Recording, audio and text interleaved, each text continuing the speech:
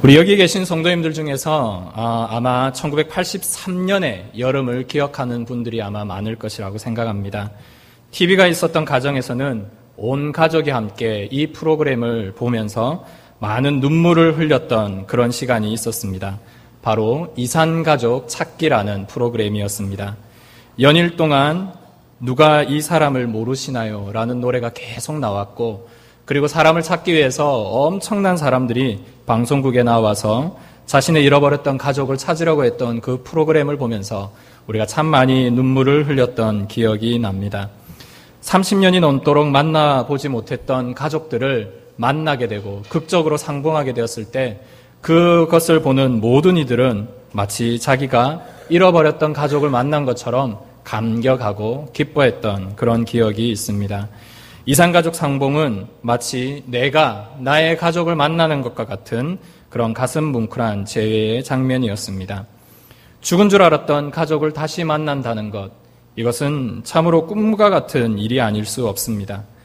영영 못 볼 것이라고 생각했던 부모님을, 그리고 배우자를, 형제를 다시 만났을 때 그 감격은 이 세상 그 어떤 표현으로도 다 할 수 없이 어려울 것입니다. 잃어버렸던 가족을 다시 만난다는 것, 생명을 다시 얻는 듯한 참으로 감격스러운 일일 것입니다. 하물며 나를 지으시고 나를 위해 죽으시고 나를 위해서 다시 살아나시고 나를 만나기를 고대하시는 예수님이 계시다는 생각을 우리가 할 때 그것은 참으로 가슴이 벅찬 일입니다. 우리가 예수님을 만날 수 있다는 것은 이 세상 최고의 환희의 순간일 것입니다. 그런데 여러분, 한 가지 놀라운 사실이 있습니다. 미국의 유명한 8개의 신학대학원에서 한 조사를 했었는데요.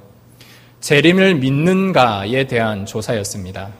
이 질문에 대하여서 단 1%의 학생만이 나는 재림을 믿고 다시 오실 예수님을 기대한다라고 고백했습니다.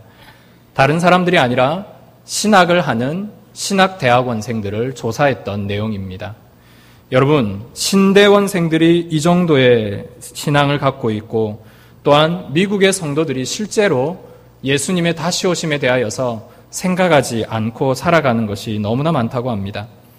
고난을 당하신 예수님을 믿고 내가 구원받은 것은 믿지만 이 예수님이 다시 오시고 이 예수님이 나를 위해서 재림할 것인가, 이것에 대하여서는 모르는 성도들이 아직도 너무나 많다라는 사실입니다.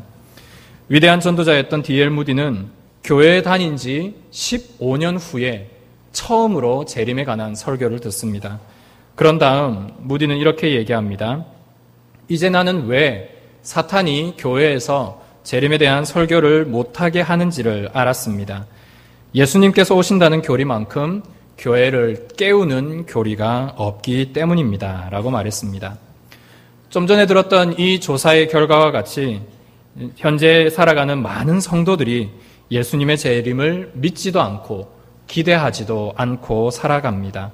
그래서 오늘 이 시간 저와 여러분들이 오늘 이 말씀을 통하여서 우리의 신앙을, 우리의 믿음을 하나님의 다시 오심, 예수 그리스도의 재림에 대하여서 다시금 재무장하는 은혜의 시간이 되기를 원합니다.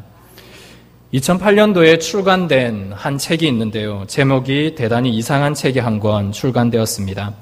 그 책의 제목은 나쁜 그리스도인입니다. 그리스도인이라고 하면 예수를 믿는 사람이고 또한 이 예수님을 자신의 구주로 고백하는 사람입니다. 그런데 책 제목이 나쁜 그리스도인입니다. 잘 이해가 되지 않았습니다. 예수님은 선하신 것이 분명한데 그 선하신 예수님을 따르는 사람들이 어떻게 나쁠 수 있을까? 대단한 의문을 가지고 이 책을 한번 살펴보았습니다. 이 책의 내용은 저자가 3년에 걸쳐서 미국의 비그리스도인들, 즉 불신자들을 대상으로 교회에 대해서, 성도들에 대해서 조사한 내용입니다. 그 설문조사에는 교회를 다니는 그리스도인들에 대하여서 여러 가지 평가를 했었는데요. 이런 얘기들을 했습니다. 교회를 다니는 그리스도인들이 참으로 안일하게 살아간다. 그리고 지나치게 정치적이다. 그리고 타인에 대하여서 비판하려 한다라는 결론들을 내렸습니다. 그러한 결론 중에 1순위가 무엇이었냐면 그리스도인들은 대단히 위선적이다라고 표현했습니다. 한 미혼모 여성이 있었습니다. 그가 교회를 다니면서 아이를 키우고 있었는데 이 아이에 대하여서 많은 성도들이 이 아이를 이렇게 키우라 저렇게 키우라 많은 충고와 조언을 했다고 합니다. 그런데 많은 사람의 경우 이 미혼모 여성을 향하여서 그가 남편이 없는 사실에 대하여 꼬집으며 많이 비판했다라고 합니다. 정작 이 말을 하는 자신들은 오히려 그렇게 제대로 살지 못하면서 그런 충고를 들었던 그녀는 상당히 마음이 상했습니다. 마음이 많이 아팠습니다. 그래서 그녀는 더 이상 그들의 이야기를 듣지 않고 결국에는 교회를 떠나서 교회를 결코 다니지 않겠다라고 고백했던 내용이 있습니다. 이처럼 기독교인들은 우리가 생각할 때 때로는 높은 도덕적 기준으로 사람들을 대할 때가 많습니다. 그리고 우리가 이렇게 높은 도덕적 가치 가운데서 살아가고 있다는 것에 대하여 많은 불신자들은 이것에 대해 반감을 가지고 있는 것을 보여줍니다. 위선적이다. 이 말은 우리가 쉽게 표현하는 말로 잘난 척한다라는 뜻입니다. 즉 그리스도인들이 겸손히 말하고 행동하지 않고 위선적일 때 교회 안에 함께 예배드리는 성도들이 이 말과 행동 때문에 상처를 받고 교회를 많이 떠나게 됩니다. 그리고 불신자들은 이 그리스도인들의 이기적이고 잘난 모습 때문에 전도의 문이 닫혀지는 결과로 이어집니다. 그러므로 현대 교회를 가장 위협하는 적이 있다면 물론 이단과 같은 세력들도 있을 것입니다만 교회의 가장 큰 적은 나쁜 그리스도인입니다. 이단의 세력들은 끊어낼 수 있고 교회에서 잘라낼 수가 있습니다. 하지만 나쁜 그리스도인들은 끊어낼 수가 없습니다. 그들이 자신을 변화시키지 않는 한 교회에 계속 머물면서 교회를 위협하기 때문입니다. 사랑하는 성도 여러분, 착한 그리스도인이 되시기를 바랍니다. 그리고 선한 그리스도인이 되십시오. 진짜 그리스도인의 삶을 사시기를 바랍니다. 성경에 보면 초대교회 7개 교회 중에 라오디게아 교회라는 교회가 있습니다. 이 교회가 책망받았던 이유는 그들이 예수님을 잘 안 믿었기 때문이 아닙니다.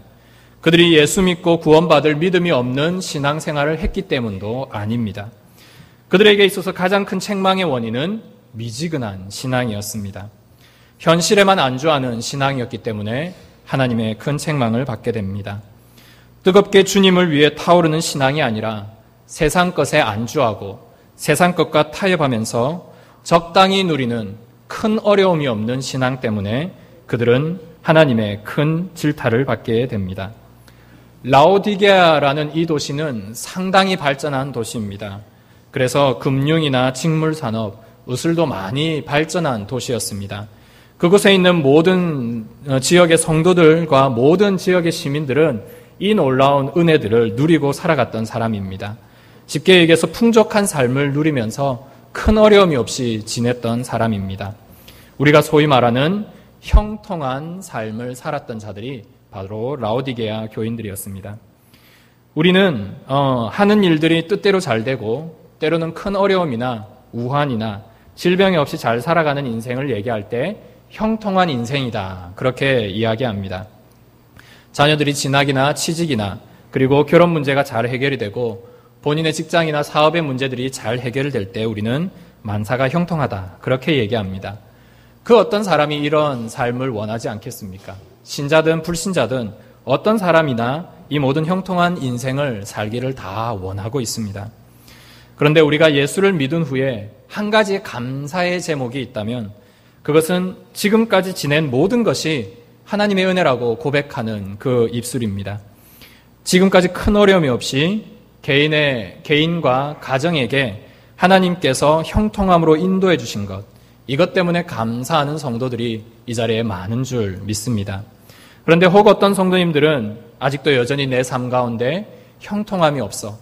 내가 예수를 믿고 예수를 안 지 오래되었지만 여전히 해결되지 않는 기도 제목을 안고 이 자리에 나온 성도님들도 아마 계실 줄 압니다. 때로는 내 믿음이 연약해서 내 기도가 부족해서 내게 이런 어려움들이 계속 머물고 있구나. 이렇게 생각하는 분들도 계실 것입니다. 그런데 여러분, 성경을 유심히 보시면 우리 믿음의 선배들의 삶 가운데 우리가 생각하는, 우리가 알고 있는, 우리가 갖기를 원하는 그런 만사 형통의 삶과는 거리가 먼 사람들이 의외로 많음을 발견하게 됩니다. 물론 요셉도 있고요. 다니엘과 같이 그 결과가 하나님 앞에 형통한 사람들도 있습니다. 그것은 단지 결과일 뿐입니다. 여러분, 요셉의 인생을 잘 살펴보면 그가 그런 결과를 얻기까지의 과정은 참으로 험난한 인생을 삽니다. 다니엘 역시 마찬가지고요. 그래서 우리가 형통하지 못하다, 나는 형통한 삶을 살지 못하고 있다, 그렇게 낙심하지 마시기를 바랍니다. 누가복음 17장에 보시면은 10명의 나 환자들이 나옵니다. 이들에게는 오직 나병이 낫는 것이 그들의 가장 일상일대의 기도 제목이고 소원이었습니다. 그래서 예수님께 간청하여서 예수님께서 이 병을 고쳐주실 것을 말합니다. 그래서 예수님은 그들에게 너희들의 이 병을 제사장에게 보이고 제사장에게 가서 이 병에 대하여서 이야기하라라고 말씀하십니다. 그래서 그들은 예수님의 명령을 따라서 제사장에게 갑니다. 그런데 가는 도중 이 모든 10명의 나병 환자들이 자신의 모든 병이 깨끗하게 낫게 됩니다. 한마디로 그들에게 있어서 최고의 만사 형통을 경험하게 됩니다. 그런데 오직 10명 중에 1명만이 예수님께 다시 돌아와서 감사의 인사를 드립니다. 이것을 보시고 예수님은 그의 믿음을 보셨다라고 표현합니다. 그러면서 그에게 말씀합니다. 가라, 내 믿음이 너를 구원하였느니라. 9명의 다른 병자들 역시 병 고침이라는 자신의 일생일대의 만사 형통을 경험합니다. 하지만 예수님께 나왔던 오직 1명의 이 사마리아인만이 육신의 만사 형통뿐 아니라 영혼의 형통함까지 함께 얻는 은혜를 얻게 됩니다. 주님이 주시려고 했던 것은 전자가 아니라 후자였습니다. 이것을 하나님께서는 말씀을 통해 보여주신 것입니다. 이처럼 우리가 생각할 때 만사 형통은 대단히 개인적이고 대단히 주관적입니다. 내가 생각하는 것, 내가 바라는 것, 내가 소원하는 것이 잘 되는 것이 형통함이다라고 생각할 때가 많습니다. 그런데 우리가 오늘 이 계시록의 말씀을 통해서 한번 살펴보기를 원하는 것은 하나님의 형통함은 우리가 생각하는 것과는 조금 다릅니다. 그렇기 때문에 우리는 오늘 하나님의 형통함의 기준이 어디에 있는지를 살펴보아야 합니다. 그리고 그 형통함의 기준대로 살아야 합니다. 오늘 말씀은 그 형통함의 단서를 제공해 주고 있습니다. 우리가 읽었던 요한계시록 22장은 요한계시록의 전체 주제를 담고 있는 말씀입니다. 그리고 당시 이 계시록의 말씀을 듣고 있었던 초대교회와 그 당시의 성도들에게는 참으로 영광된 복음의 메시지였습니다. 그리고 신약 성경의 전체의 결론일 뿐 아니라 성경 전체의 마지막을 결론 짓는 말씀이 오늘 우리가 읽었던 요한계시록 22장에 들어있습니다. 우리가 살아가는 신앙 가운데는 창세기 1장의 신앙과 그리고 계시록 22장의 신앙을 다 함께 가지고 살아가야 합니다. 창세기 1장의 신앙이라 함은 천지를 만드신 창조주 하나님을 나의 주인으로 믿는 믿음을 이야기합니다. 우리의 신앙은 우리를 만드신 창조주 하나님으로부터 시작됩니다. 그래서 하나님이 나를 향한 목적과 계획을 갖고 있음을 믿는 것, 그 믿음에서 우리의 신앙이 출발합니다. 그래서 어떤 상황 가운데서도 우리의 신앙이 하나님으로부터 출발하고 있다는 것을 믿고 나의 주인이 하나님이라 고백하는 이 신앙, 이것이 바로 창세기 1장의 신앙입니다. 그리고 계시록 22장의 신앙은 우리를 위하여서 우리의 모든 죄를 대속하시고 죽으신 예수님이 다시 온다라는 것을 믿는 믿음을 이야기합니다. 우리를 위해서 죽으셨을 뿐 아니라 부활하시고 또한 승천하신 주님께서 다시 오신다라는 이 재림의 약속을 믿는 믿음, 이 믿음으로 우리의 모든 신앙의 마침표를 찍게 됩니다. 그러므로 오늘 이 계시록 22장에서 우리가 읽었던 20절의 이 말씀은 오늘 이 22장 전체 가운데 중요한 주제가 됩니다. 그것이 왜 큰 주제가 되느냐면 22장에 오늘 이 내용과 동일한 구절이 두 군데 더 들어있기 때문입니다. 여러분 22장 7절의 말씀을 한번 보겠습니다. 성경 계시록 22장 7절의 말씀입니다. 우리 같이 한번 읽어보겠습니다. 시작. 보라 내가 속히 오리니 이 두루마리의 예언의 말씀을 지키는 자는 복이 있으리라 하더라. 아멘. 그 다음 22장 12절입니다. 12절의 말씀입니다. 시작. 보라, 내가 속히 오리니 내가 줄 상이 내게 있어 각 사람에게 그가 행한 대로 갚아주리라. 아멘. 7절과 12절과 그리고 오늘 우리가 읽었던 본문 20절에 걸쳐서 세 번의 내용이 22장 전체에 흐르는 가장 큰 주제로 등장합니다. 즉, 보라, 내가 속히 오리라 라는 말씀입니다. 특히 12절의 말씀을 여러분 주목해 보십시오. 12절의 말씀은 세 개의 부분으로 나뉘어져 있습니다. 내가 속히 올 것이고 내가 줄 상이 있고 각 사람에게 대하여서 그 행한 대로 갚아줄 것이다 라는 부분으로 나뉘어져 있습니다. 이 내용은 오늘 이 설교의 주제와 관련된 형통함의 신앙이 어떤 것인지를 분명히 보여주고 있습니다. 이 12절의 말씀을 하나하나 이렇게 살펴보겠습니다. 뒤에서부터 살펴봅니다. 첫 번째로 각 사람에게 그가 행한 대로 갚아주겠다라고 하나님이 말씀하십니다.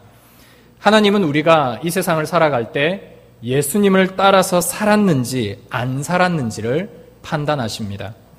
그래서 우리의 생각과 말과 행동이 예수님을 닮아 있었는지 안 있었는지를 보십니다.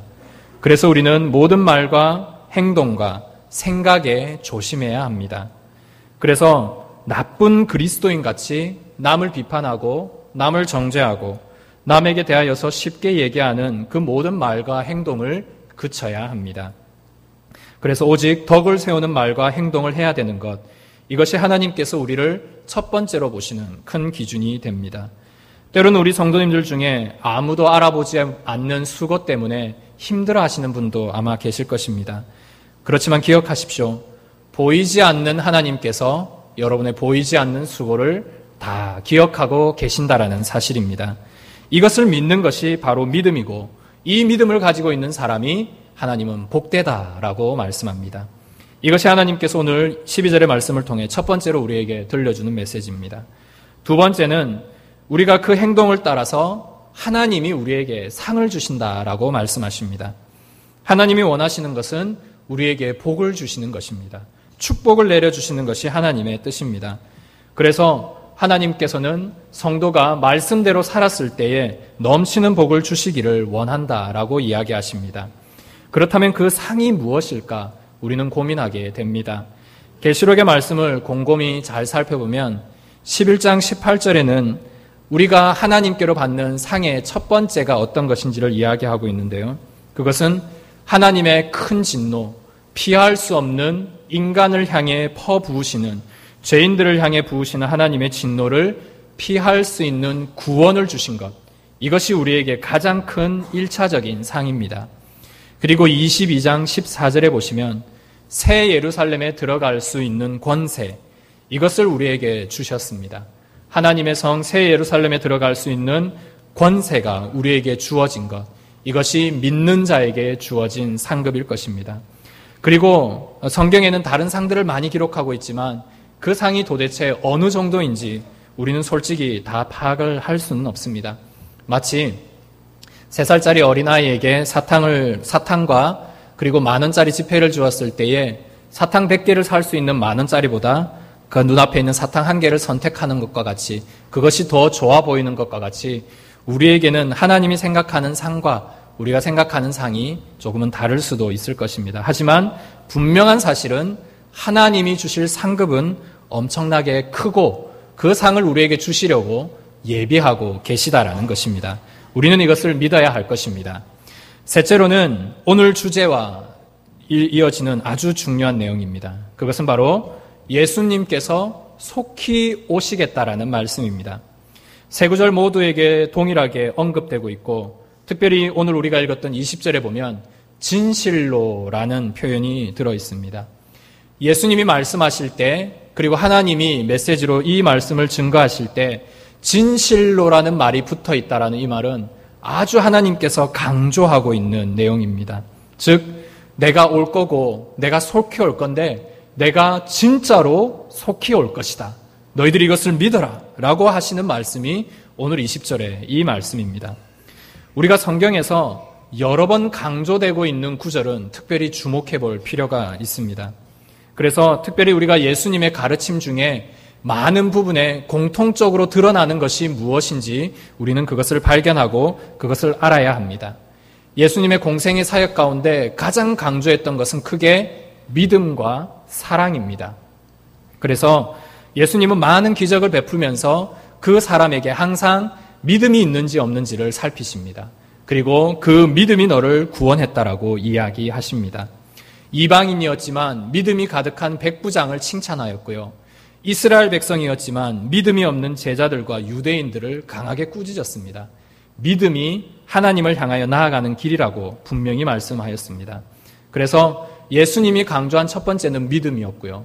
두 번째로는 많은 제자들과 많은 사도들과 그리고 예수님을 따르는 많은 자들에게 하나님은 사랑의 모습을 많이 보여주십니다. 그리고 하나님을 사랑하고 이웃을 사랑하라고 그렇게 계명의 말씀을 정리하십니다. 특별히 베드로를 향하여서는 하나님의 끝없는 사랑을 보여주시고 결국에는 이 베드로에게 사랑의 고백을 받기도 하십니다. 이처럼 성육신하신 예수님이 부활하실 때까지 강조하신 것이 믿음과 사랑이었다면 오늘 이 승천하신 예수님께서 오늘 저와 여러분들에게 그 당시의 모든 제자들에게 강조하고 있는 것은 내가 속히 오리라는 이 말씀입니다. 그러므로 오늘 우리는 이 말씀에 주목해야 합니다. 이 말을 바꾸어 말하면 성도들은 예수님의 재림을 하루하루마다 기다리고 그분의 재림을 기다리는 신앙으로 살아가야 한다라는 뜻입니다. 여러분, 만약에 집에 아버지가 퇴근을 하고 돌아왔는데 아이들이 TV를 여전히 보고 있고 아내는 여전히 식사 준비를 하지 않은 채 자기의 일을 하고 있다라면 아무도 아버지를 반기지 않는 그 집에 그 아버지의 모습이 어떠하겠습니까? 참으로 서운한 일이 아닐 수 없습니다. 자신의 존재감과 자신의 가치가 떨어지고 사라지는 일이기 때문입니다.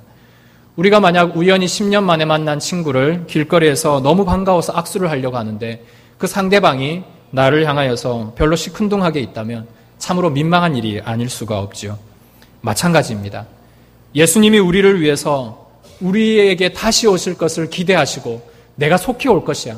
내가 너희들에게 속히 갈 것이다 라고 이렇게 말씀하시는 이 말씀으로 하나님께서 오히려 우리를 더 많이 기다리시고 더 손꼽아 기다리시고 계시는데 우리가 그 다시 오실 예수님을 향하여 별 기대감 없이 주님 오십니까? 뭐 오시면 좋지요. 이런 생각으로 신앙생활을 하고 있다라면 주님이 얼마나 서운해 하실까요? 심지어 우리가 지금 잘 되는 일이 있고 결혼을 준비해야 되고 사업과 직장이 번창하고 있기 때문에 주님 조금 있다가 오시면 안 될까요? 한 30년 뒤에 오시면 안 될까요? 우리가 혹시 이런 생각으로 신앙생활을 하고 있다라면 주님께는 참으로 참담한 일이 될 것입니다. 사랑하는 성도 여러분, 다시 오실 예수님을 기대하고 계십니까? 예수님이 오셔서 우리를 구원해 주시고 또한 우리에게 이 놀라운 구원을 선포하실 것을 믿으시고 계십니까? 우리의 눈물을 닦아주실 것을 고대하고 계십니까? 그렇다면 우리가 항상 하나님 앞에 기도해야 될 것은 주님, 오늘 이곳에 주님이 오시기를 간절히 소원합니다 라고 기도해야 될 것입니다. 그래서 오늘 우리는 본문 20절의 말씀을 이렇게 바꾸어 읽어야 합니다. 다 함께 한번 따라하겠습니다. 아멘. 주 예수여 오늘 오시옵소서. 아멘. 주 예수여 오늘 오시옵소서. 그렇습니다. 2014년 9월 14일 오늘 이 자리에 이곳에 오시옵소서라고 고백하는 그 신앙을 주님은 기뻐하십니다. 우리가 이렇게 고백할 때 우리의 삶이 변화됩니다. 여러분 생각해 보십시오. 만약 오늘 이 예배 시간 후에 주님이 오신다라면 여러분 지금 무슨 생각을 하고 무슨 행동을 하고 무슨 말을 하겠습니까? 오늘 하나님께서 다시 오신다라고 약속하신 그 말씀대로 우리가 기다리고 있고 약속하신 그 주님이 오늘 오신다면 우리의 삶은 분명히 바꿔지게 되어 있습니다. 우리의 삶의 우선순위는 분명히 변화가 되게 되어 있습니다. 왜냐하면 구원받아야 될 불신자들이 가장 먼저 떠오릅니다. 하나님의 구원받아야 될 그들을 향하여서 바쁘게 전도하게 됩니다. 사랑할 수 없는 그 죄인을 내가 주님 오시기 전에 더 많이 사랑하게 됩니다. 도저히 용서할 수 없었던 사람이었지만 용서할 수 있게 됩니다. 그리고 불과 남지 않은 이 시간을 최대한으로 성실하게 살아가게 됩니다. 내가 하는 이 봉사의 일을 최선을 다하여서 살아갑니다. 내가 모든 것을 이제 주님이 곧 오시기 때문에 지금 비록 힘들어도 이것을 이겨낼 수 있는 힘과 인내함이 생기게 되는 것입니다. 이것이 오늘 말씀 가운데 하나님께서 우리에게 들려주시는 형통함의 삶, 만사 형통의 신앙인 것입니다. 그래서 성도 여러분, 여러분들의 매일의 잠자리에 들 때에 이렇게 기도하십시오. 오늘 밤이 지나고 내일이 나의 마지막 날이 될 것이다라고 신앙생활 하십시오. 그러면서 이런 생각으로 잠이 들고 또한 잠들어 있는 이 세상 가운데 여전히 하나님을 모르는 그 죄인들을 향한 사랑이 끓어오를 수 있도록 주 앞에 기도하시고 살아가시기를 원합니다. 주님의 재림이 나의 헌신과 나의 사역과 나의 봉사의 가장 큰 원동력이 될 수 있도록 힘을 내시기를 바랍니다. 예수님이 다시 오신다라는 이 사실 때문에 내 모든 인생이 변화될 수 있는 그 모든 능력이 하나님의 다시 오심 때문에 이루어질 수 있도록 우리는 그것을 믿고 신뢰하며 살아야 될 것입니다. 성도의 삶이란 오늘 내게 주어진 삶을 가장 최고의 인생으로 살아가는 삶입니다. 그래서 모든 상황과 모든 삶 속에서 그리스도를 열심히 위하여 살아가는 삶, 그것이 성도에게 주어진 하루입니다. 그와 동시에 내가 오늘 이 목숨이 다하더라도 오늘 하나님의 재림으로 말미암아 나의 모든 시간이 끝날지라도 내가 가지고 있는 것을 아까워하지 않고 내 가족에게 대하여서 사랑을 베풀고 내가 할 수 있는 모든 사람에게 선을 베풀며 이 세상에 미련을 갖지 아니하고 오늘 부르심을 받아도 하나님 앞에 떳떳할 수 있는 인생, 코람데오의 신앙을 하나님께서는 원하십니다. 나는 두렵고 할 수 없지만 우리가 이 신앙을 하나님께 갖게 해달라고 간구하십시다. 그래서 힘을 주고 능력 주시는 그 주님께 우리의 모든 것을 내어놓기를 원합니다. 그래서 예수님을 사랑함으로 그 주님의 희생을 우리가 기억함으로 이런 것을 넉넉히 이겨나가기를 소원합니다. 그래서 이런 형통함의 인생을 살아가는 우리 모두가 되기를 원합니다. 말씀을 마무리하겠습니다. 말씀을 준비하면서 성경을 읽으며 하나님 앞에서 주 안에서 형통한 인생을 살았던 한 신앙의 선배를 발견하게 되었습니다. 이 믿음의 선배의 모습을 몇 가지의 말씀을 통해서 함께 읽고 말씀을 마무리하겠습니다. 사도행전 20장 24절의 말씀입니다. 사도행전 20장 24절 제가 한번 읽겠습니다. 내가 달려갈 길과 주 예수께 받은 사명 곧 하나님의 은혜의 복음을 증거하는 일을 마치려 하면은 나의 생명을 조금도 귀한 것으로 여기지 아니하노라. 나의 생명을 조금도 귀한 것으로 여기지 아니했던 우리의 믿음의 신앙의 선배가 있습니다.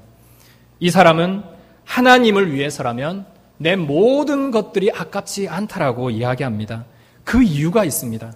빌립보서 3장 8절에서 12절에 보면 이 신앙의 선배가 내 생명을 조금도 아끼지 않았던 그 이유에 대하여서 구절을 이야기합니다. 빌립보서 3장 8절에서 12절 제가 한번 쭉 읽겠습니다. 여러분 잘 들어보십시오. 또한 모든 것을 해로 여김은 내 주 예수 그리스도를 아는 지식이 가장 고상하기 때문이라. 내가 그를 위하여 모든 것을 잃어버리고 배설물로 여김은 그리스도를 얻고 그 안에서 발견되려 함이니 내가 가진 의는 율법에서 난 것이 아니요 오직 그리스도를 믿는 믿음으로 말미암은 것이니 곧 믿음으로 하나님께로부터 난 의라. 내가 그리스도와 그 부활의 권능과 그 고난의 참여함을 알고자 하여 그의 죽으심을 본받아 어떻게 해서든지 죽은 자 가운데서 부활에 이르려 하노니 내가 이미 얻었다 함도 아니요 온전히 이루었다 함도 아니요 오직 내가 그리스도 예수께 잡힌 바 된 그것을 잡으려고 달려가노라. 아멘. 바울이 자기의 생명을 조금도 귀하게 생각하지 않은 이유는 내 주님 예수 그리스도를 아는 지식이 가장 고상하기 때문이었습니다. 예수님을 아는 지식이 가장 귀했기 때문에 그는 그 모든 것을 배설물로 여길 수가 있었습니다. 그래서 그리스도를 얻고 그리스도 안에서 자기가 발견되는 것이 가장 큰 자기의 삶의 목표였습니다. 그래서 주님을 따라 고난에 참여하고 주님의 죽으심을 본받고 주님과 함께 부활에 이르른다라고 이야기합니다.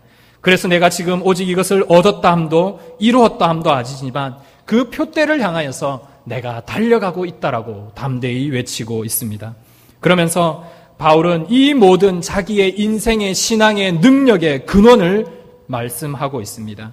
그 뒤에 있는 빌립보서 4장 12절과 13절에는 이렇게 기록합니다.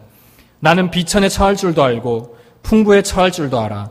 모든 일, 곧 배부름과 배고픔과 풍부와 궁핍에 처할 줄 아는 일체의 비결을 비웠노라. 내게 능력 주시는 자 안에서 내가 모든 것을 할 수 있느니라. 아멘. 바울은 고백합니다. 내가 형통해도 형통하지 않아도 잘 살아도 못 살아도 배고파도 배불러도 풍족해도 궁핍해도 내가 비천에 처할 수 있는 모든 일체의 비밀을 가졌다. 그것은 무엇이냐면 내게 능력 주시는 하나님이 나와 함께 하십니다. 아멘. 그래서 그 하나님 때문에 내가 모든 것을 할 수 있다라고 담대히 외치고 있습니다. 사랑하는 성도 여러분, 주 예수보다 귀한 것은 없습니다. 이 고백으로 신앙생활 하십시오. 예수님보다 귀한 것이 없다라고 믿음으로 선포하고 살아가시기를 원합니다. 하나님이 복이십니다. 하나님이 주시는 것에만 관심을 갖는 게 아니라 아버지이신 하나님이 나의 복이시라고 고백하시기를 바랍니다.